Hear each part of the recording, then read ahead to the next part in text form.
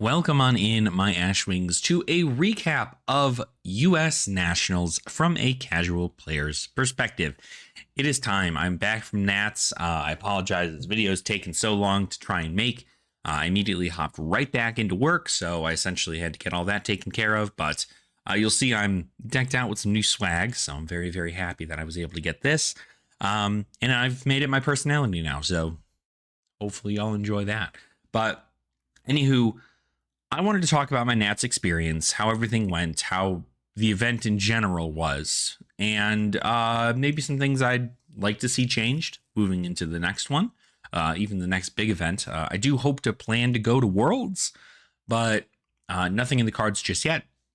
I do want to make sure that I at least have that ability to go if need be, and I would need to save up a little bit there for that first. So first and foremost, let's talk about the drive. The drive from Colorado to Las Vegas was absolutely gorgeous.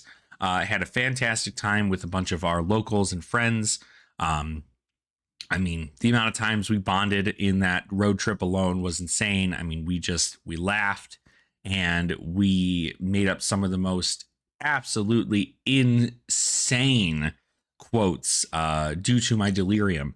I personally drove the 11 hours out of my own will. I was not forced to do such a thing. I drove those 11 hours because I wanted to, and I really enjoyed the drive. But going through the entirety of like Utah was super pretty. There's a lot of these like ranges. I think we went through like Zion National Park and everything in order to drive down. It was just like, it was gorgeous. So I do recommend that if you have the opportunity to drive to Vegas and you happen to live in Colorado or like anywhere near the area, do it just because it gives you an opportunity to vibe with a bunch of other locals, and it also is a very pretty view. You can stop off on the side of the road and take pictures. But day zero, we eventually arrive at Las Vegas. We get there, and it's really, really awesome, to see all of these big, beautiful buildings and everything hopping around. But it was, I can't remember exactly what the quote was off the top of my head, but effectively it came down to like a local of ours had said something along the lines of, this city has a deep-seated evil rooted into every building that exists. And that's correct. It is very, it's an interesting place. If you have not been to Vegas, there's a lot of people just like gambling at places you wouldn't expect. And a lot of people have kind of been there since like the early morning.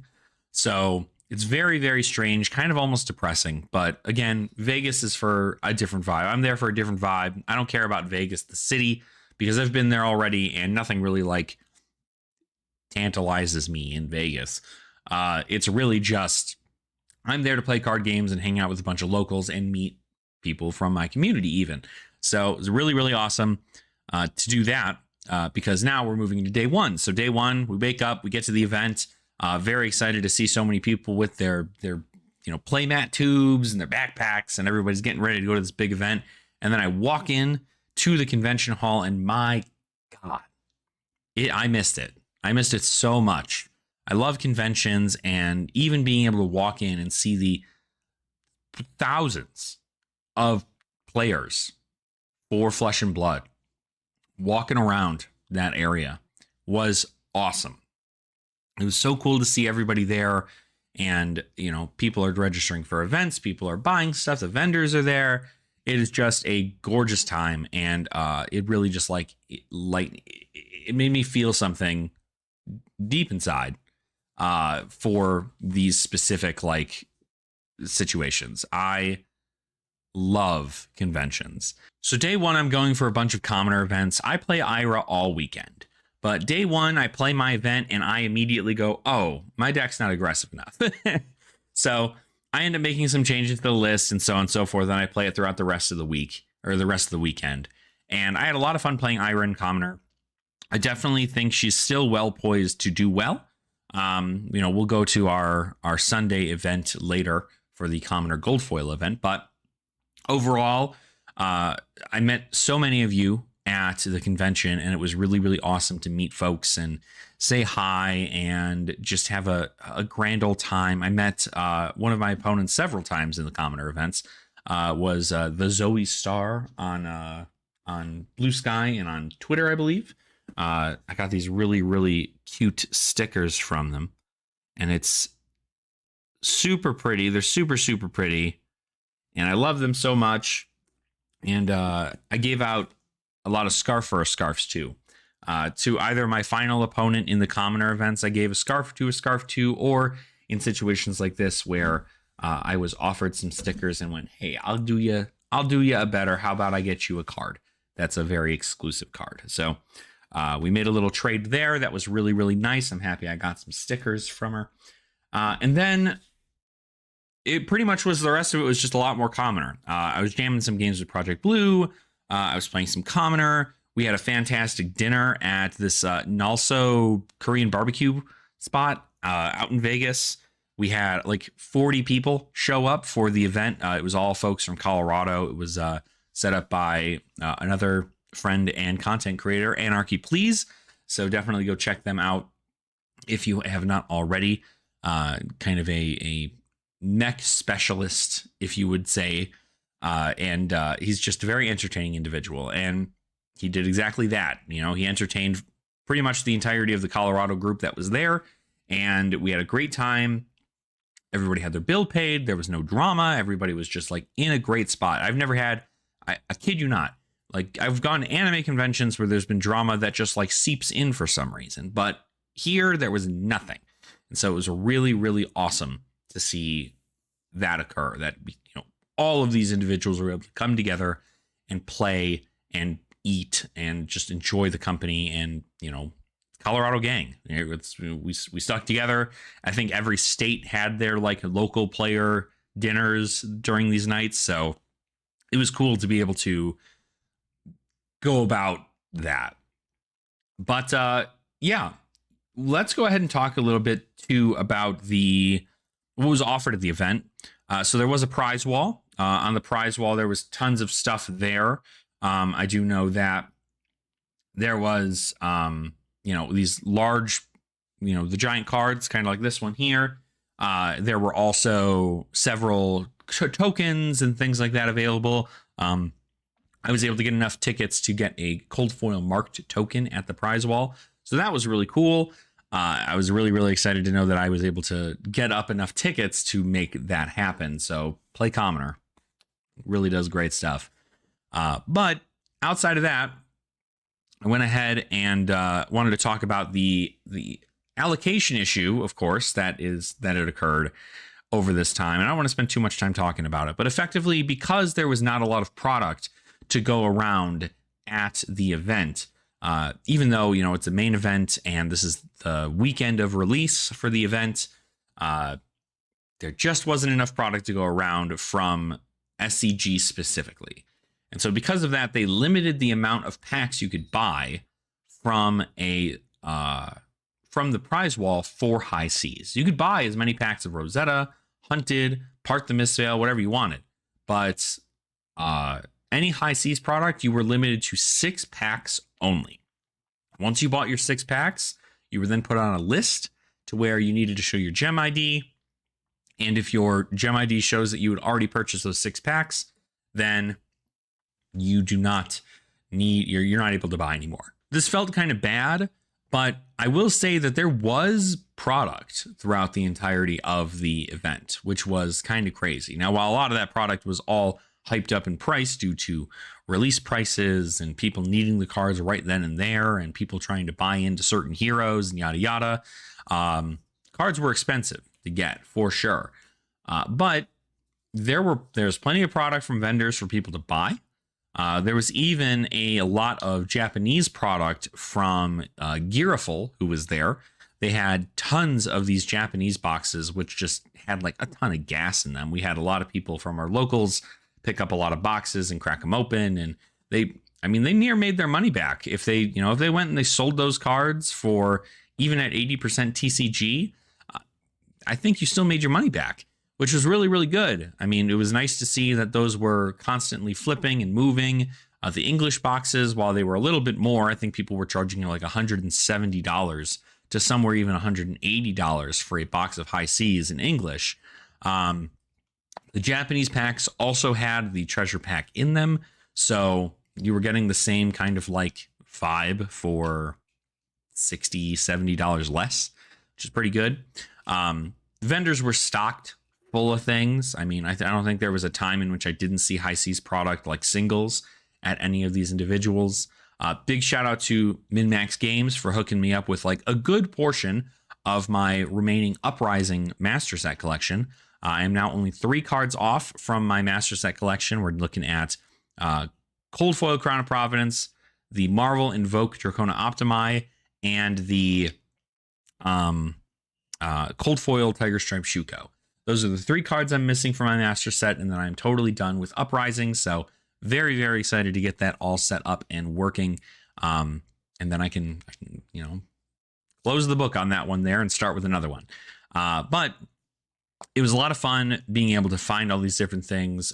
Big shout out to Ari, one of our locals. She is awesome. Didn't do too well in their Nats performance, but she was able to actually do me a solid during the event, because I was looking for a Marvel Aether Ashwing and I couldn't find it anywhere.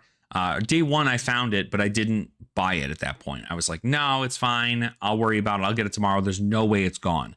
There's no way it's gone by tomorrow. Nobody's buying a Marvel Aether Ashwing. It's crazy.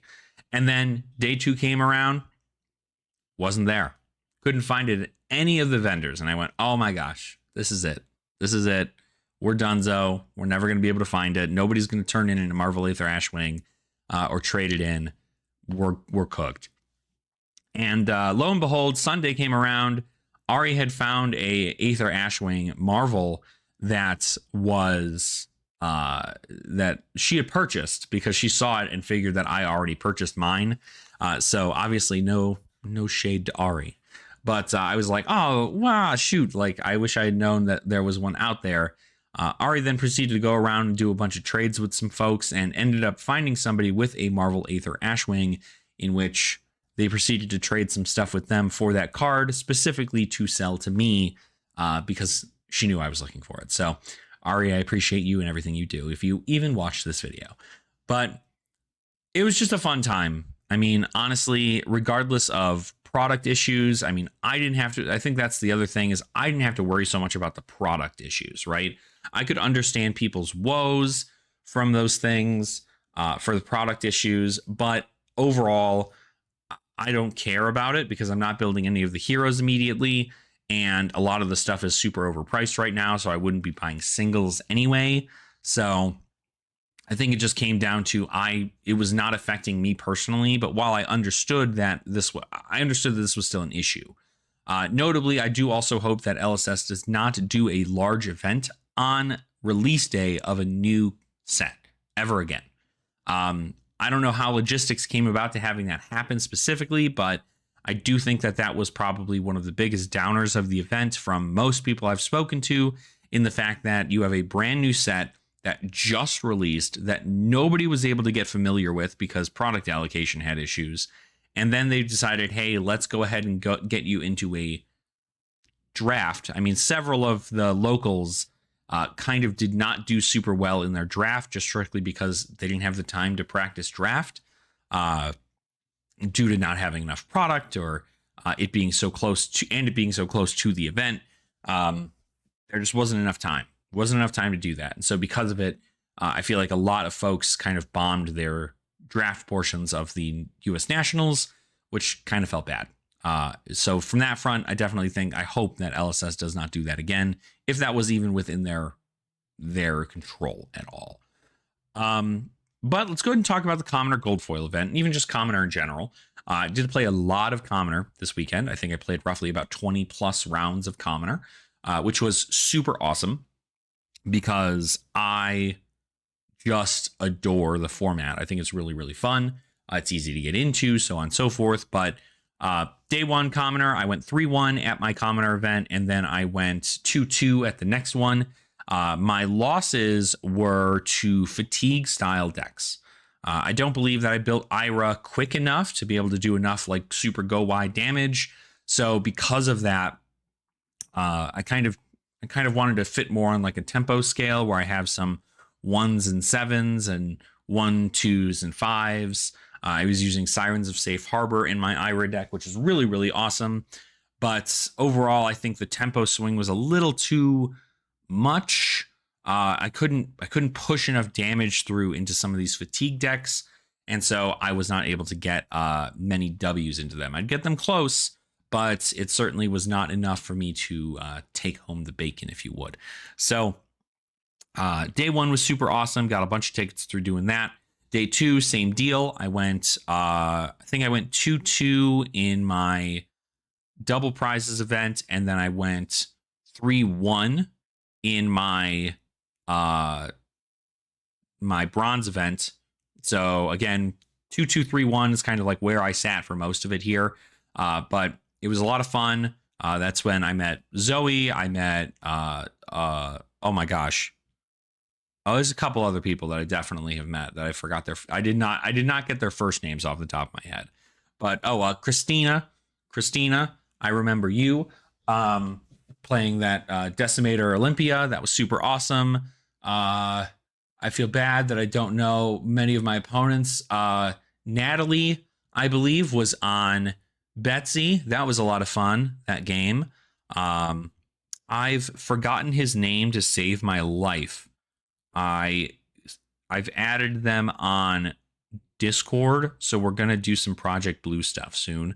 But I can't remember his name to save my life, and I'm in the middle of recording, so I'm not gonna remember it. But anywho, I met several people there who were, big fans of the channel. Maybe I got them into Commoner, or they just know a little bit more about the Commoner format because of me. And it was really, really awesome to meet these folks. I even got to see Phil, who is not only a crazy good Commoner player, a crazy good player in general, but he's actually one of the locals from back home, back in Illinois, at Min-Max Games. So it was cool to see them. I got to meet Jesse, who is also Flesh and Budgets, who makes a lot of these videos for their budget decks for Commoner in the style that they like, which is a little bit more of that like fatigue-esque, tempo package. They were on Decimator Dorinthia, which was really cool, and Phil was on Ira. So it was just great to see these folks and be able to play against them. And yeah, it was a good time. Going into the Commoner Gold Foil event, again, a lot of fun. I went 2-3 in the Commoner Gold Foil event. So not very good. Didn't come home with a gold foil, but that's fine. But I did get to, again, experience kind of what my losses were. My only losses were to an Ira that had significantly better damage output than I did. A Fatigue Oldham and Fatigue Dorinthia. So I think my deck did pretty well. I just think that there was a few tempo swings that I probably needed to get over in order for me to do anything. But I don't think the format was too bad. I think it ended up working out pretty well. I had a lot of fun playing it. But something did come up pretty frequently while I was playing these games of Commoner and speaking with my opponents and speaking with just the people at the table, is that a lot of people didn't quite love Commoner. And they really are looking forward to Project Blue being the format that kicks off more of this like very budget play, which I think is really cool. I had a lot of conversations of people who, they think that Project Blue is going to kill Blitz and it's going to kill Commoner and all this stuff. And I don't know that that's going to happen. I think that it's very much so. It's a fine format that I think that people are going to continue to play.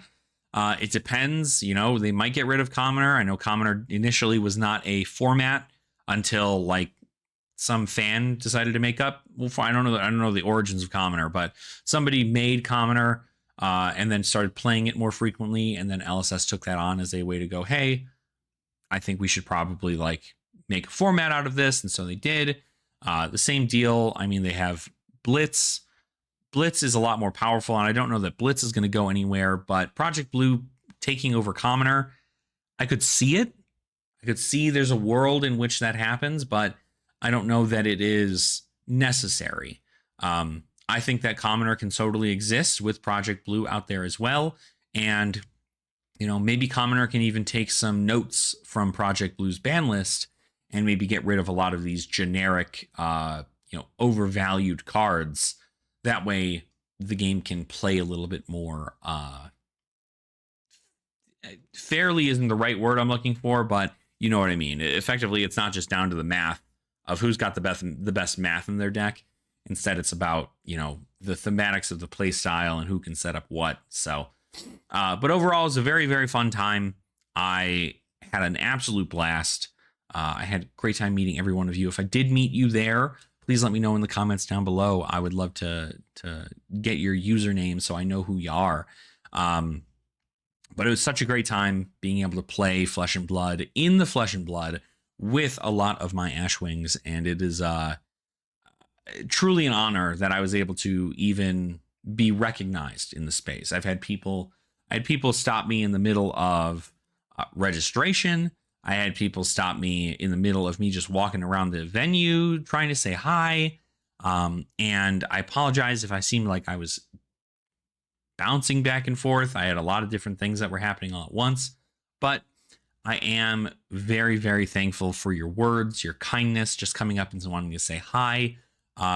It means the world to me. So I am very, very happy that I was able to go to this event. I will gladly go to another one if I can. Hopefully Worlds, I'll be able to go there, and it'll be just a great time. Just another fantastic time playing Flesh and Blood. And I look forward to doing it all with you, my Ashwings. So if any of you went to Nats, let me know how your event was. Let me know if you did anything fun or special at the event.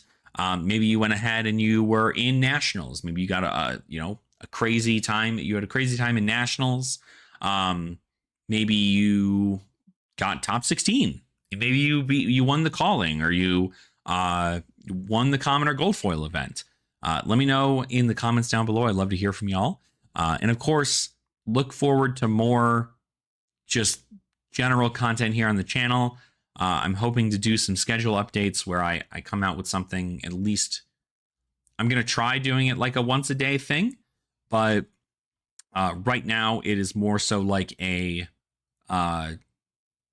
3 times a week thing, which is fine. I feel like that's enough. I feel like maybe 4 times a week. I could probably push that. And we can kind of roll it from there. But I have a lot of things I want to talk about, a lot of things that I love about Flesh and Blood. And that's truly, before we even get to like the full outro, I just wanted to say that I spent all weekend playing Flesh and Blood, all weekend. And then you'd imagine that I'd get in my car, I'd drive home, and I'd say, I don't even want to touch the cards anymore right now because of how many games I played and how burnt I am. That was not the case. I have never in my life felt more invigorated to play Flesh and Blood than going to this event, seeing all of you playing these games with the people in the Flesh and Blood community, and just meeting such wonderful faces. And it did a lot. It did a lot for me, truly. As a content creator, it did a lot. And I'm just so excited to keep doing more. There's going to be more and more and more. I'm hoping to, upscale my content creation stuff and make sure that you're getting 4 videos a week, if not 3 videos a week. And I just want to keep providing for this community and keeping to